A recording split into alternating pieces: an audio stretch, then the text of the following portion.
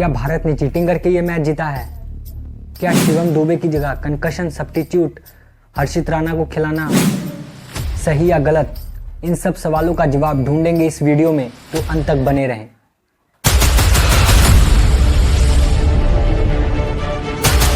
भारत की चौथी टी20 में शानदार जीत, इंग्लैंड को हराकर 3-1 से सीरीज अपने नाम की। कर लेते हैं कल के मैच की कि कल के मैच में क्या क्या हुआ। तो इंग्लैंड ने टॉस जीता और भारत को बल्लेबाजी के लिए बुलाया। अभिषेक शर्मा और संजू सैमसन बल्लेबाजी के लिए आए। साकिब महमूद का पहला ओवर और उसने संजू सैमसन को 1 रन पर आउट कर दिया। फिर आते हैं हमारे तिलक वर्मा, उसी ओवर में तिलक वर्मा भी 0 रन पर आउट हो जाते हैं।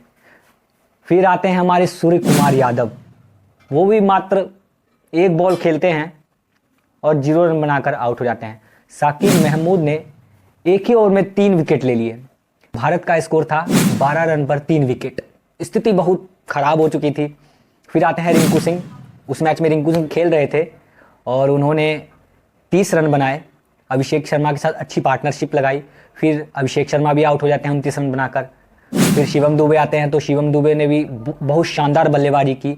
उन्होंने 53 रन बनाए, अच्छी बल्लेबाजी की, 7 चौके और 2 छक्के लगाए उन्होंने। फिर रिंकू सिंह भी आउट हो जाते हैं। फिर आते हैं हमारे कुंफू पांड्या।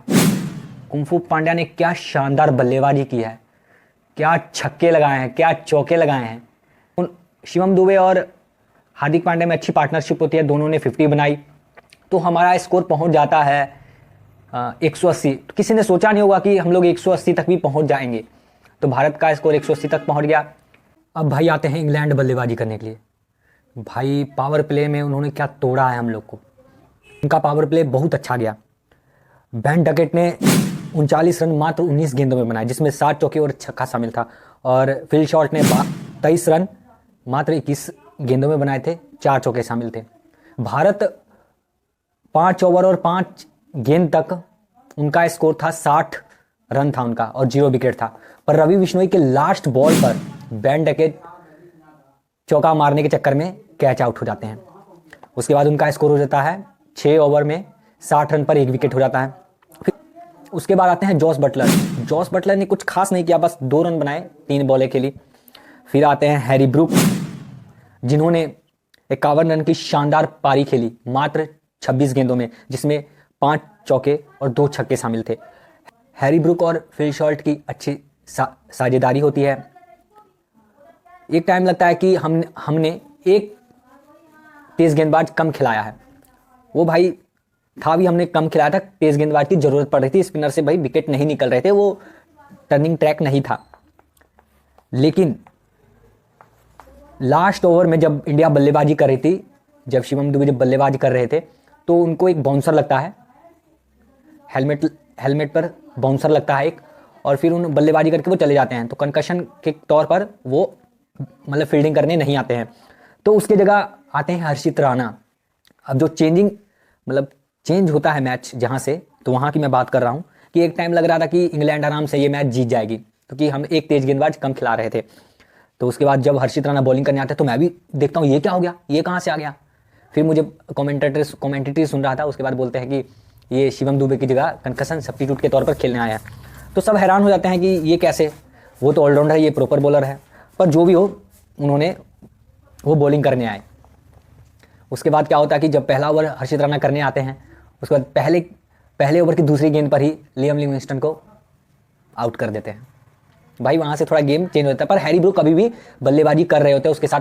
फिर आते हैं जैकब बैथल बैटिंग करने के लिए। हैरी ब्रूक और जैकब बैथल में छोटी सी अच्छी साझेदारी होती है। फिर जब इस मैच में वरुण चक्रवर्ती को एक भी विकेट नहीं मिला होता है। 3 ओवर के होते हैं, तो उन्हें एक भी विकेट नहीं करना, वो अपना लास्ट ओवर करने आते हैं। तो हैरी ब्रूक ने उन्हें 2 चौके मार दिए।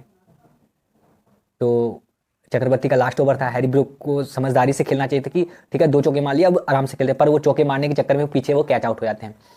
फिर अगला बैट्समैन आता है जेमी ओवर्टन।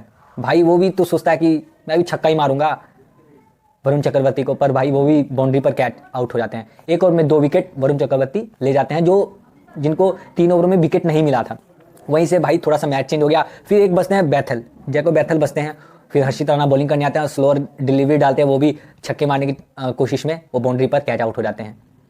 फिर जो नीचे जो बल्लेबाज बचते हैं, जोफ्रा आर्चर और मार्क वुड, उनसे आप क्या ही उम्मीद लगाओगे। फिर भारत इस तरह मैच जीत जाती है।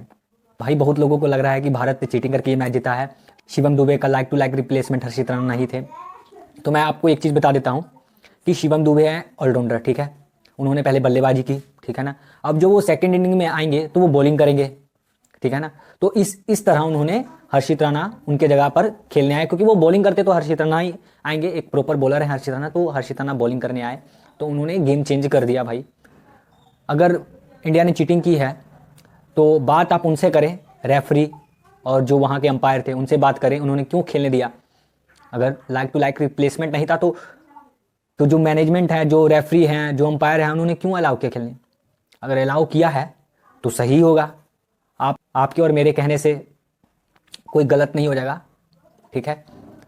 तो गलत मत बोलिए किसी को, जो क्रिकेट रूल बुक्स में है उसके अनुसार ही हर्षित राणा मैच खेले हैं आज, उनका डेब्यू हुआ और उन्होंने शानदार बॉलिंग की, उन्होंने 3 विकेट झटके। अगर आपको ये वीडियो अच्छा लगा हो तो चैनल को सब्सक्राइब, लाइक, शेयर जरूर करें। धन्यवाद।